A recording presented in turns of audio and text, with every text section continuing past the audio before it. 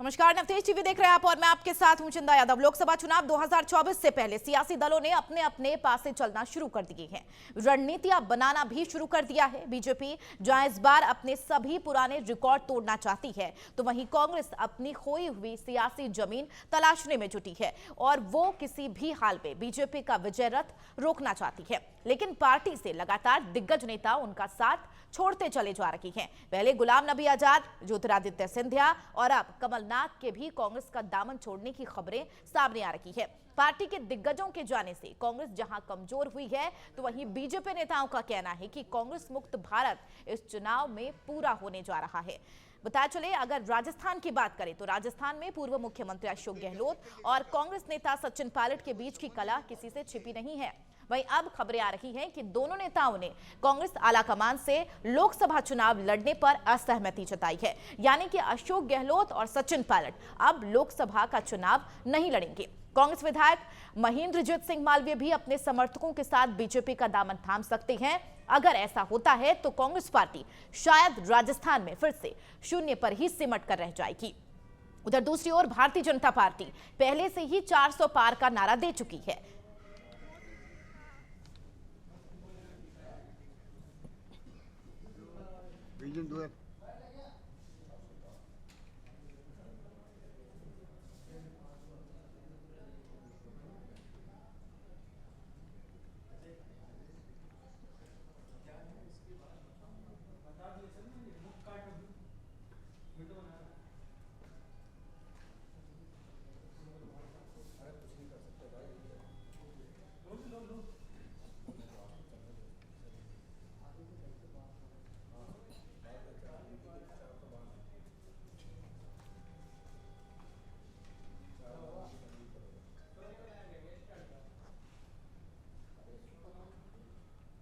इस खबर पर ज्यादा चर्चा के लिए Surendra Soni news room live हमारे साथ जुड़ गए हैं। सुरेंद्र, जाहिर सी बात है सचिन पायलट और अशोक गहलोत ने सीधे तौर पर ऐलान कर दिया है कि लोकसभा चुनाव अब नहीं लड़ी जाएगी।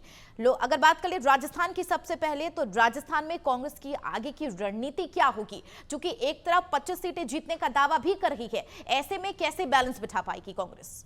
देखिए चंदा, लगातार लोकसभा चुनाव का शंखनाद तो हो ही चुका है, लेकिन अब सबसे बड़ी खास बात यह है कि 25 सीटों पर जीतने के लिए अब कांग्रेस जो है वो युवाओं को साधने की तैयारी कर रही है। लेकिन सबसे खास बात यह है कि युवाओं के साथ साथ नए चेहरे अब कहीं ना कहीं कांग्रेस के लिए मुश्किल बनते जा रहे हैं, क्योंकि नए चेहरों को ढूंढना और वो भी जिताऊ चेहरों को ढूंढना। हालांकि यहाँ पर कद्दावर नेता जो हैं तमाम कांग्रेस के, वो गाए बगाए चुनाव लड़ना नहीं चाहते हैं। हाल ही में देखिए कि जब दिल्ली दरबार के अंदर जब कांग्रेस में लोकसभा प्रत्याशियों की चयन को लेकर के जब मीटिंग चल रही थी, तो उस मीटिंग में मल्लिकार्जुन खड़गे, सोनिया गांधी, राहुल गांधी, प्रियंका गांधी, केसी वेणुगोपाल के साथ साथ सचिन पायलट, अशोक गहलोत और उसके साथ साथ और भी कई बाकी अन्य स्टेट के कद्दावर नेता मौजूद थे। लेकिन उन्होंने इशारों में कह दिया कि इस बार जो है, क्योंकि चुनाव नहीं लड़ना चाहते हैं, नए युवाओं को मौका देना चाहते हैं, नए चेहरों को मौका देना चाहते हैं। लेकिन ये बात कुछ गले नहीं उतर रही है, क्योंकि अशोक गहलोत कभी नहीं चाहेंगे कि सचिन पायलट युवाओं को लेकर के राजस्थान की राजनीति में आए।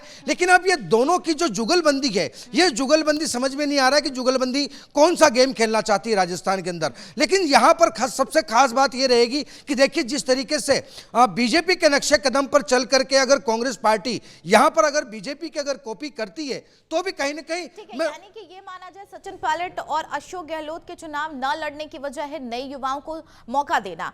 अगर देखा जाए, चूंकि अगर बात कर ले आगामी लोकसभा चुनाव को लेकर, ऐसे में आगे कांग्रेस पार्टी की क्या कुछ खास रणनीति रहने वाली है? देखिए चंदा, जो रणनीतिकार हैं वो तो बीजेपी में कांग्रेस का दामन छोड़ करके कमल का दामन साध रहे हैं। जो ऐसे वरिष्ठ नेता हैं, चाहे हम बात कर लें राजस्थान से महेंद्रजीत सिंह मालवीय, उदयलाल आजना, रिछपाल मिर्धा, और साथ ही साथ अगर हम बात कर लें तो हम एमपी की तरफ भी अगर चले जाएं तो सोनिया गांधी के सबसे चीफ सलाहकार कमलनाथ और उनके बेटे, वो भी अभी गाहे बगाए जिस तरीके से। सुरेंद्र, लौटूंगी मध्य प्रदेश के मुद्दे पर, लेकिन अगर उससे पहले राजस्थान की बात कर ले, 25 सीटें जीतने का दावा कर रही है दोनों पार्टी, लेकिन कांग्रेस की स्थिति ऐसी नजर नहीं आ रही है कि आगामी चुनाव के लिए वो पूरे तरीके से तैयार है। हालांकि कहा जा रहा है कि 25 सीटों पर लगातार चर्चा की जा रही है और अब तक 100 आवेदन आ चुके हैं। अगर उन आवेदनों की बात कर ले तो क्या ऐसा कोई मुख्य तौर पर चेहरा निकलकर अभी तक सामने आया है?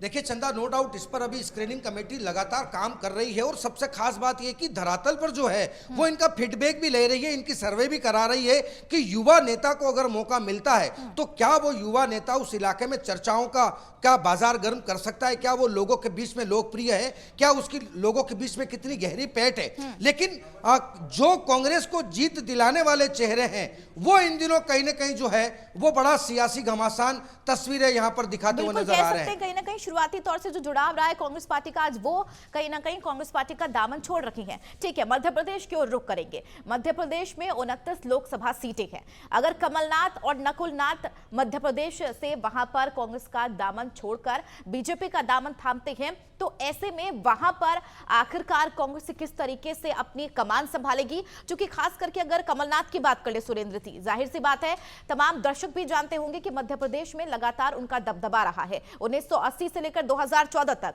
लोकसभा सांसद रही हैं, 9 बार उन्होंने सांसदी जीती है। ऐसे में उनका पद छोड़ना वहां से, क्योंकि उनके बेटे छिंदवाड़ा से सांसद फिलहाल हैं अभी, लेकिन अगर ऐसे में दोनों अगर पार्टी का दामन छोड़ते हैं तो जाहिर सी बात है कांग्रेस पार्टी के लिए आसान नहीं होने वाला है आगामी लोकसभा चुनाव, खास करके मध्य प्रदेश के लिए।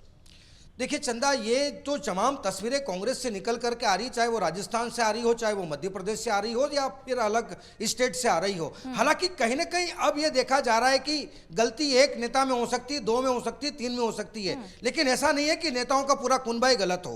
हालांकि यहाँ पर कहीं ना कहीं जो मिस्टेक है वो मेन लाइन यानी कि सोनिया गांधी, राहुल गांधी, प्रियंका गांधी, ये गाहे बगाए जो नेता कांग्रेस छोड़ करके बीजेपी में जा रहे हैं, चाहे वो प्रमोद कृष्णम हो, चाहे वो महेंद्रजीत सिंह मालविया हो, चाहे वो कमलनाथ हो या उनके बेटे हो, कहीं ना कहीं उन्होंने कहीं ना कहीं सियासी इशारों में कहा है कि कांग्रेस चंद हाथों में सिमटती हुई जा रही है, कांग्रेस का विजन जो है वो धीरे धीरे खत्म हो रहा है, कांग्रेस की साइडलाइन जो है वो बेपटरी होती जा रही है। तो ये तमाम ऐसी तस्वीरें हैं जो कहीं ना कहीं 2024 के जो कांग्रेस का जो मिशन है वो उसको कहीं ना कहीं फेल होता हुआ नजर आ रहा है। लोकसभा चुनाव को लेकर, राजस्थान की स्थिति को लेकर महेंद्रजीत सिंह, रिछपाल मृधा और तमाम ऐसे नाम सामने आए हैं जो हो सकता है कांग्रेस का दामन छोड़ बीजेपी में शामिल हो सकते हैं।